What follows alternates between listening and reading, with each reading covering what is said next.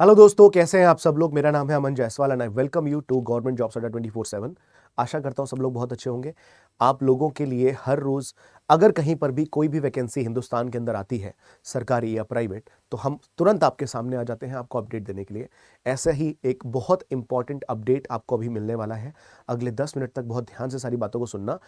मध्य प्रदेश का जो कर्मचारी चयन आयोग है, जैसे कि नेशनल लेवल पे राष्ट्रीय स्तर पर एसएससी स्टाफ सिलेक्शन कमीशन है, वैसे ही राज्य स्तर पर भी उनका अपना एक कर्मचारी चयन आयोग होता है। तो मैं बात कर रहा हूं मध्य प्रदेश कर्मचारी चयन मंडल के बारे में, भोपाल। और इसमें वैकेंसीज निकली हैं आबकारी आरक्षक की पोस्ट के लिए। ये पोस्ट आप जरा ध्यान से देखिएगा।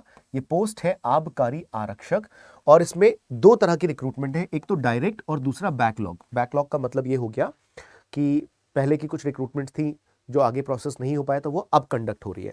फिलहाल इसके बारे में आपको पूरी इंफॉर्मेशन मिलेगी। मैं आप लोगों को सारी जानकारी दूंगा। जो भी पॉइंट्स आपके लिए इंपॉर्टेंट है मैं आपको सब बताने वाला हूं। तो शुरुआत करते हैं इसकी वीडियो की, और आप लोग कॉपी पेन लेकर के बैठना और ध्यान से देखना कि कौन सी बातें जो आपके लिए जरूरी। तो सबसे पहले आपको रजिस्ट्रेशन करने की तारीख शुरू हो रही है 15 फरवरी 2025। 15 फरवरी 2025 यानी कल।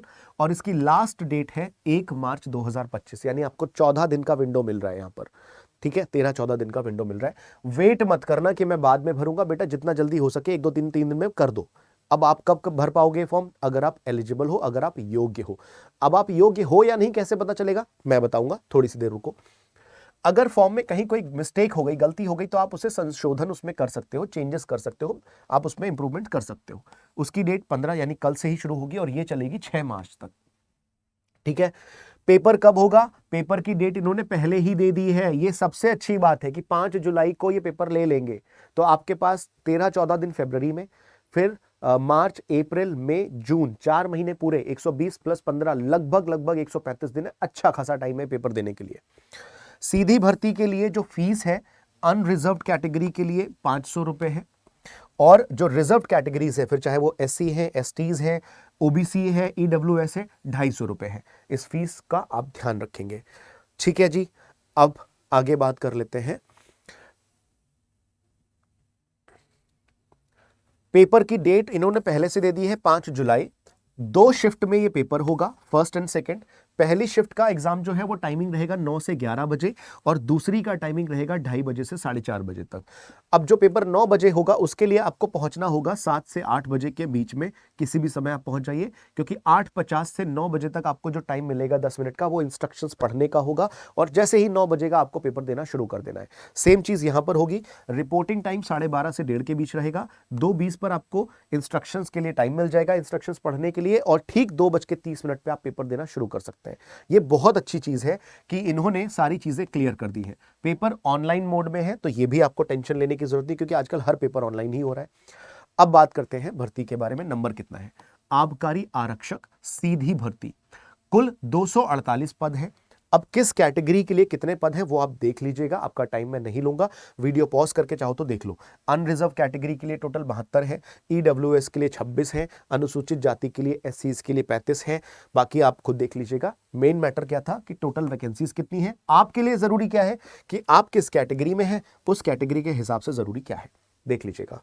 इसके बाद बात करते हैं अन्य पिछड़ा वर्ग को 14% का जो आरक्षण मिला हुआ है, उसके हिसाब से यहां पर आपको कुछ वैकेंसीज और दिखेंगी। तो यहां पर आप देखिएगा ध्यान से कि जो अन्य पिछड़ा वर्ग को 14% का आरक्षण मिला है, उनको एक अलग से प्रेफरेंस मिलेगी, तो उनके पास कुछ नंबर अलग होगा। Is it clear? ये ध्यान रखिएगा। आगे बात कर लेते हैं। 13% जो बचे हुए हैं उनको भी यहां पर प्रेफरेंस दी जाएगी। तो ये सारा नंबर आपके सामने है, आप देख लीजिएगा। अब बात करते हैं कुछ जो मेन पॉइंट्स हैं।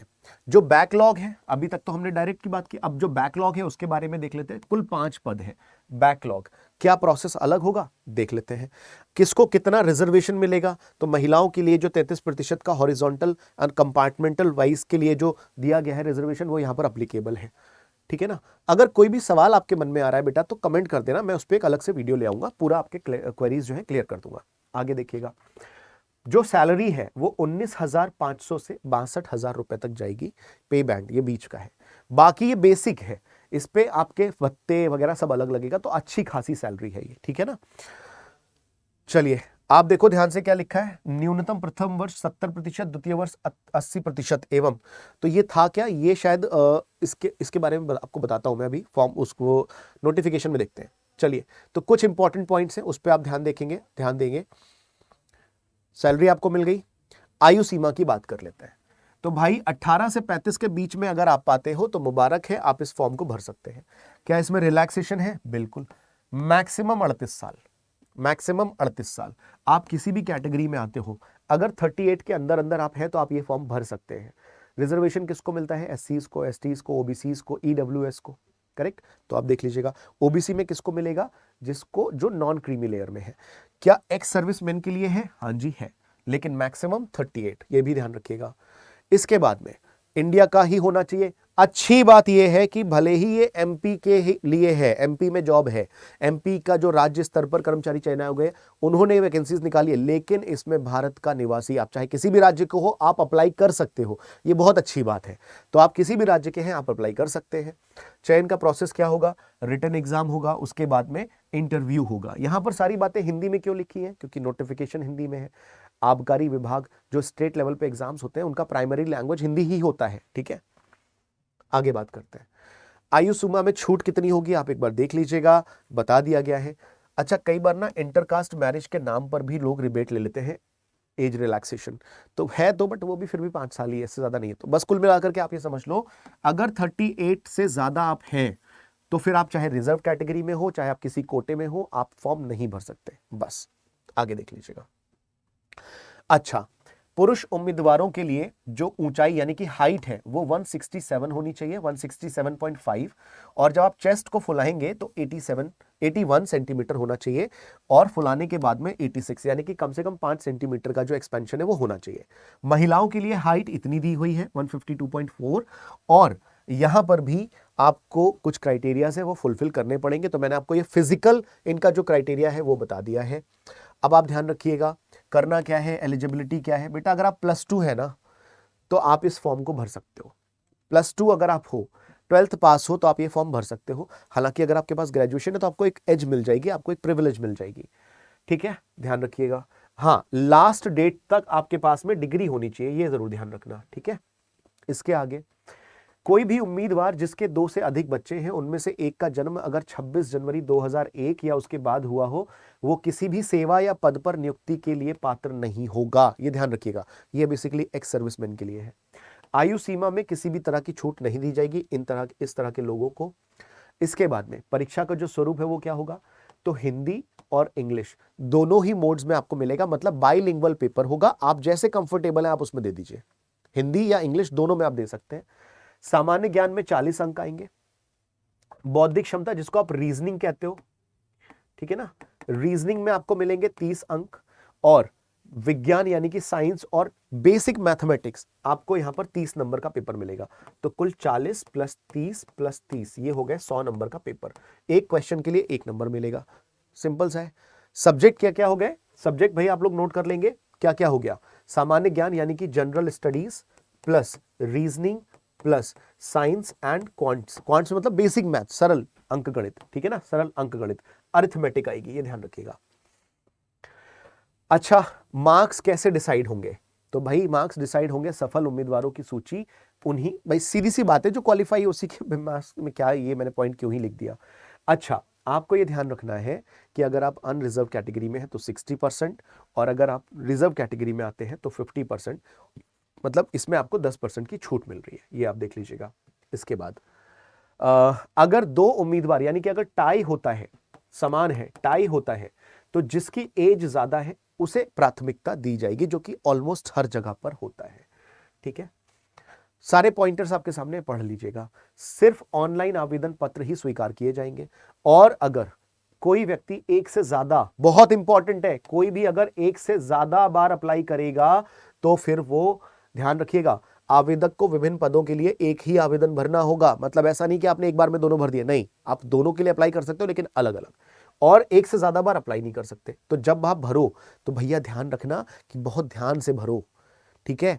साइबर कैफे मत जाना, किसी से भरवाना मत, खुद भरना बैठ के, भले ही 1 दिन लगाओ 2 दिन लगाओ। बहुत बड़ी गलती करते हो तुम, फिर पूरा साल अपना बर्बाद कर लेते हो। 4 साल में 3 साल में वैकेंसी आती है, आप पूरा बर्बाद कर देते हो। और जो इंसान अपना फॉर्म खुद भर नहीं सकता, उसे कोई हक भी नहीं है नौकरी लेने का, ठीक है ना। तो फॉर्म पहले भरना सीखो, सारी चीजें आनी चाहिए, उसके बाद आप फॉर्म भरो। और अगर कोई है ना जो फॉर्म किसी और से भरा रहा है, मुझसे लिखवा के ले लो, उसका सिलेक्शन तो हो ही नहीं सकता, क्योंकि उसमें बेसिक सी वो चीज नहीं है ना जो चाहिए, वो सिंसियरिटी नहीं है। अगर आपका आंसर करेक्ट है तो 1 नंबर मिल जाएगा। नेगेटिव मार्किंग नहीं है भाई, कितनी बढ़िया बात है, नेगेटिव मार्किंग है ही नहीं, ठीक है ना। जब आप फॉर्म भरोगे ना, ओएमआर शीट अगर आप भरोगे तो आपके आंसर्स को गलत मान लिया जाएगा। कब? पहला, अगर आप 1 से ज्यादा ऑप्शंस को भरते हो तो आपका मान दिया जाएगा गलत। दूसरा, अगर जो आपने ऑप्शन भरा वो गलत है तो गलत है ही है। तीसरी बात, अगर उनको लगा कि भाई ये थोड़ी सी इसमें ना गड़बड़ करने की कोशिश की गई है तो मान लो गलत है, ठीक है, क्या ही बोलूं, ठीक है। तो ये कुछ इंपॉर्टेंट सी बातें थी जो मैंने आप लोगों को बताई। बहुत अच्छा मौका है आप लोगों के पास में, लग जाओ आप लोग। कोई डाउट है, कोई संदेह है, कोई सवाल है तो कमेंट सेक्शन में लिख दो, मैं आपको जवाब दूंगा। फिलहाल अभी के लिए इतना ही। डिस्क्रिप्शन में आपको इसका ऑफिशियल नोटिफिकेशन भी मिल जाएगा, कर लीजिएगा, पढ़ लीजिएगा उसको। कोई सवाल आए कमेंट कर दो, मैं हूं, जवाब दूंगा। तो चलिए अभी के लिए इतना ही, मिलते हैं आपसे नेक्स्ट वीडियो में। Thank you so much. और इस एग्जाम की तैयारी के लिए आपको क्या क्या हेल्प चाहिए कमेंट करके बताना बेटा, हमारी पूरी टीम आपकी मदद करेगी, ठीक है। Thank you so much, bye.